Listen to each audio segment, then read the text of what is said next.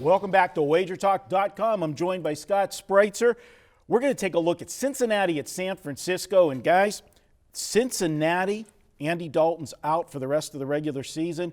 Should be back for the playoffs. Is it time for Cincinnati to push the panic button? Or do you think they're going to be okay with A.J. McCarron at the helm guiding the ship? Should be okay this week. They're playing San Francisco after all. But, boy, it comes to postseason, man, it's a shame. It really is a shame. We saw why Marvin Lewis has been, not too quick, actually, to pull the plug on Andy Dalton over the last few years. And everybody was ripping, since he came in the league from TCU a couple years ago, that he's not the man for this offense. But he stuck by him.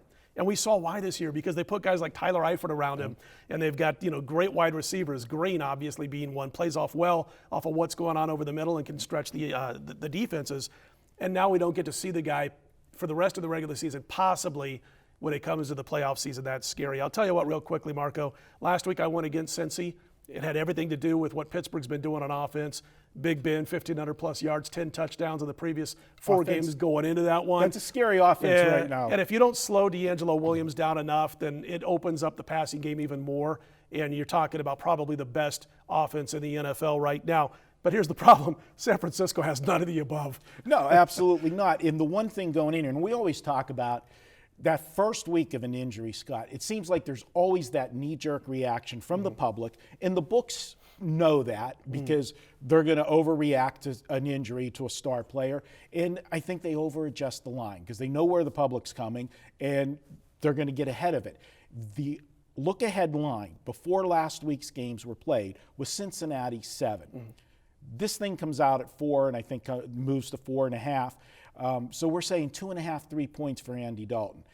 That might be a little bit too much, especially as you said for this game. The other factor to consider is, yes, A.J. McCarron, doesn't have the experience of an Andy Dalton, no question about that. But he's got a team that he's got a lot of pieces around him. It's not like the quarterback is going to have to take this team on his back and win the game. They've got a great rushing attack. They got two, not one, but two good stud running backs. You got like that thunder and lightning. You got the guy that can break off the long one or, get you the power yards. And then, of course, the wide receiver, A.J. Green. He's been in the league for a while now. Great receiver. He'll make the catch for you. And when he's healthy, he's had some problems staying on the field this year, but Tyler Eifert is, over the middle. He's unstoppable. He creates those kind of matchups. I don't want to compare him to a Gronk, but he's almost that valuable for this offense. And what's San Francisco got? San Francisco has made some games close because I think teams have taken them for granted. Cincinnati's not going to take them for granted. They want to lock down this division before the Steelers creep a little bit closer, and I think that it's going to be bad news for San Francisco here. The things that have happened to Cincinnati over the past 3 to 4 weeks, losing a couple of games after the undefeated start, the fact that Andy Dalton is not going to be in uniform, I think keeps this team focused for San Francisco, and the loss, of course, to Pittsburgh last week. What you asked, what does San Francisco have to offer? Well, last 7 games, 12 points per game. Does that put fear into you if you like the Cincinnati Bengals? And again, it's I'm with you. 14.5 points per game, 30th in passing. That's for the season, the 14.5. 14.5 points per game from an NFL offense. 30th in passing, 32nd in total yards per game.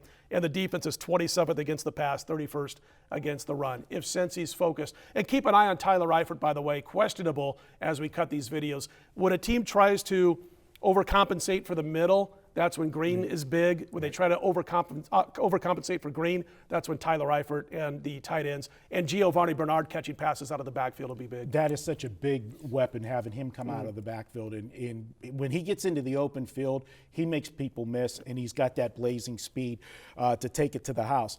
I look at this one, like you said, the San Francisco offense, they had a little bit of a spark when they went to Blaine Gabbert, but at the end of the day, exactly. You stole my line. It's Blaine Gabbert. What are you going to do? All right, guys, let's make this one official.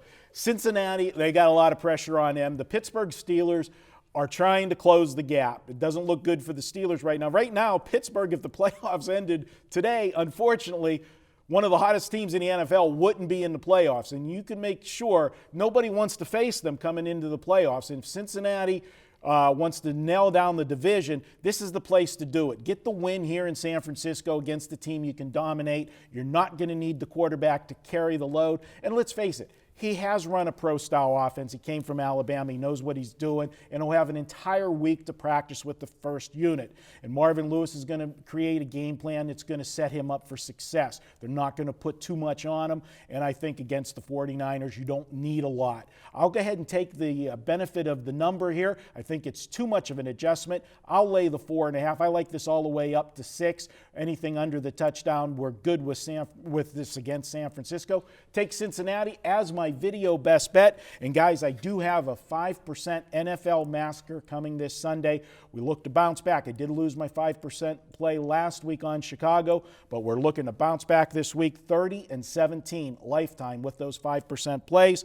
And of course, you can save $10 by using coupon code CGT and the number 10. That'll get you $10 off at checkout. He's Scott Spreitzer. I'm Marco D'Angelo.